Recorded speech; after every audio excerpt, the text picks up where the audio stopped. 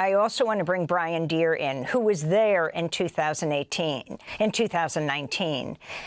the midst of the measles outbreak. He's an investigative journalist and author of The Doctor Who Fooled the World. His recent New York Times opinion piece, "I'll Never Forget What Kennedy Did During Samoa's Measles Outbreak." So can you elaborate further on what Dr. Ekedoma is saying? Good morning, Amy. Yes, indeed. I was out in Samoa at the time, and I spent a great deal of my time there speaking to the mothers of children who died from measles. And it was a most emotional experience. And I ended my time there just crying as I became overcome by the pain of these mothers. 83 people died, overwhelmingly small children. Now, Mr. Kennedy thinks he knows better than anybody else. He claims that he's not anti-vaccine. I've been following what is now called the anti-vaccine movement for 25 years, and I can assure you that Mr. Kennedy is not only an anti-vaccine campaigner, he is the preeminent anti-vaccine campaigner in the world. And he went to Samoa, and after the outbreak began, he then wrote to the Prime Minister trying to suggest that it wasn't in fact a virus at all that was killing these children, but was in fact the responsibility of the vaccine itself. And he didn't stop there. Even this week, speaking to senators, he claimed that nobody knows what these children died from, even though the measles the vaccine there had collapsed as a result of other issues. And then after a vaccination campaign that followed the outbreak or occurred at the same time as the outbreak, the children stopped dying. But Mr. Kennedy felt that he should tell senators that nobody knows what killed those children. Extraordinary thing for him to say. What do you think, Brian Deer, and then I want to ask the health minister in Samoa, of him being the health secretary, the Secretary of Health and Human Services of the United States? Well, I have to say, listening to him over the last couple of days, Amy, that I was shocked by the attitude he displayed.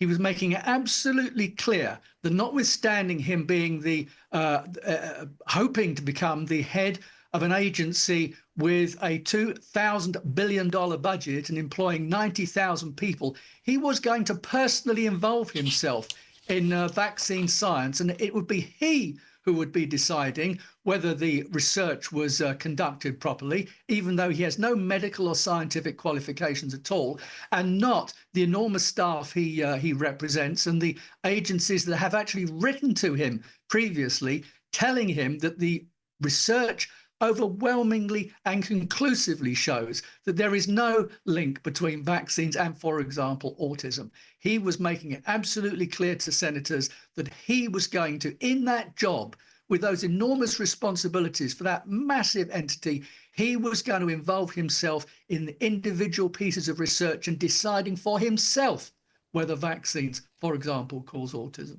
Brian Deer, I want to move on to another issue. You wrote the book, The Doctor Who Fooled the World.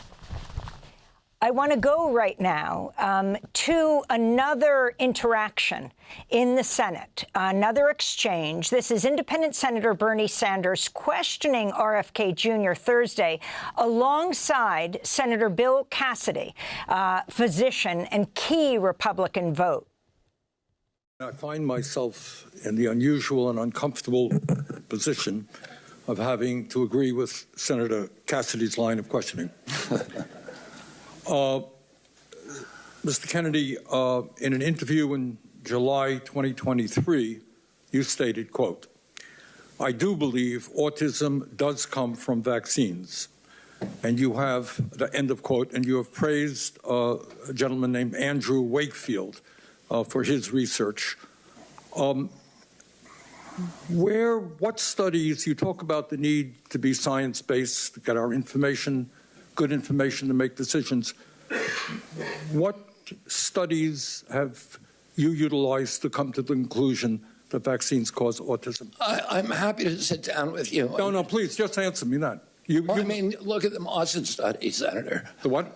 Yeah, Austin, just look at that study. yeah, I will. And that was published. But I don't want to, I wouldn't rest on a single study. Right. And all studies can be Okay. Don't mean to be rude. I don't have a lot of time. Just saying you would not be, I just heard you say you could not be happier if you were proved wrong.